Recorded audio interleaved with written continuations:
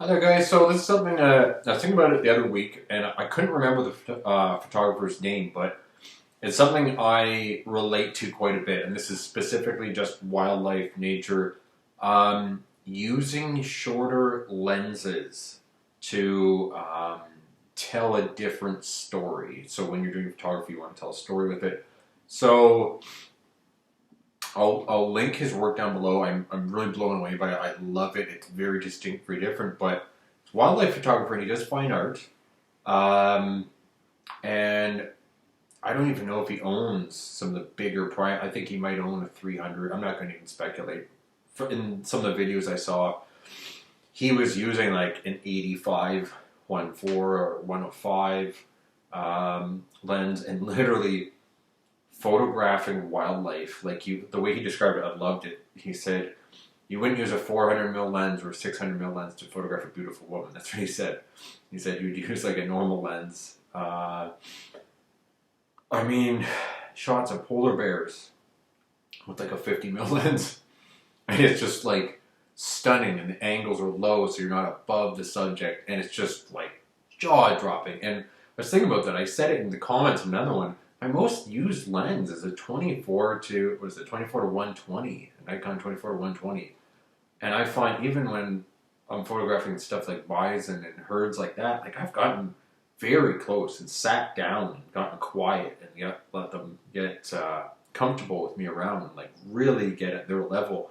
I guess it depends on your style, but I just noticed that because I mean, personally, I mean, I find myself using those shorter focal lengths. I find myself and doing nature, wildlife, not just landscapes, um, but it changes the perspective quite a bit. And I know Art Wolf talks about this too. I think one of his favorite lenses was a 16 to 35.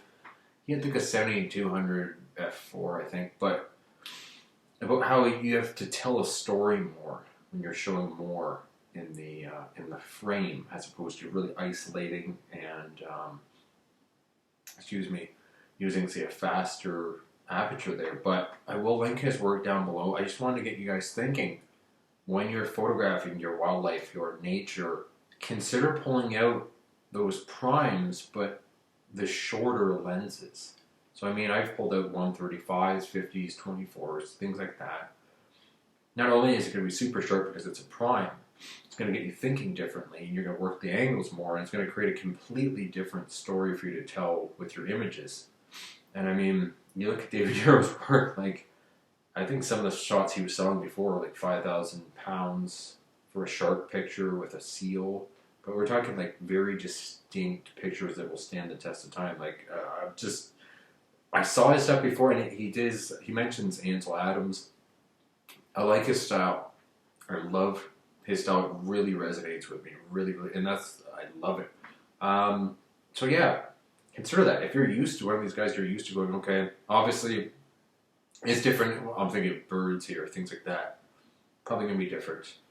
But the other day, actually, I think I got the files loaded up. A coyote showed up when I was shooting bison, and I was 24 to 105. I'm gonna have to check those shots.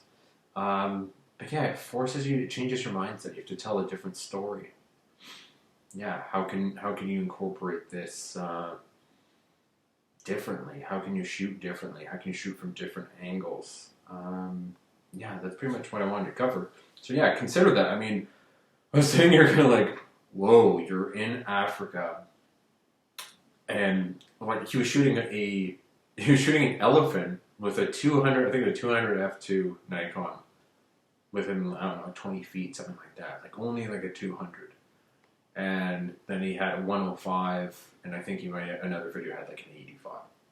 And it's kind of like you're used to hearing of, oh, pull up the 600 f4, things like this. It's just a completely different mindset, and I want to share that with you guys because the photographs and the angles, it's just stunning. I mean, you want it on your wall.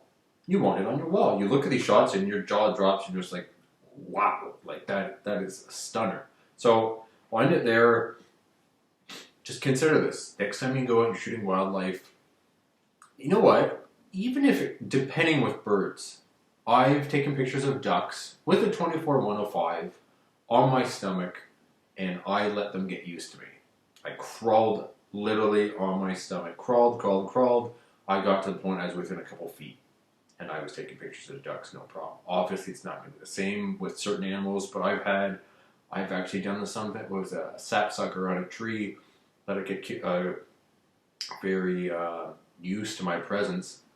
Yeah, I got pretty close, like a respectful distance, but I still got like a decent full frame shot. And once again, it was, I think that was a 24 to 105. Yeah, it's just different perspective, and you will have to think different and interact differently with your subjects. Yeah, but I love the idea of almost like animal portraiture, but in the wild, not setting up studio lights and things like that. Like, yeah. So you know what? I'm going to shut up now. I'm going to share the video down below. One of the videos I found. Check out his work. Give this a shot. So maybe you grab a 50, maybe grab a 135, or maybe a 200. If you've got a zoom, maybe just shoot it at 200.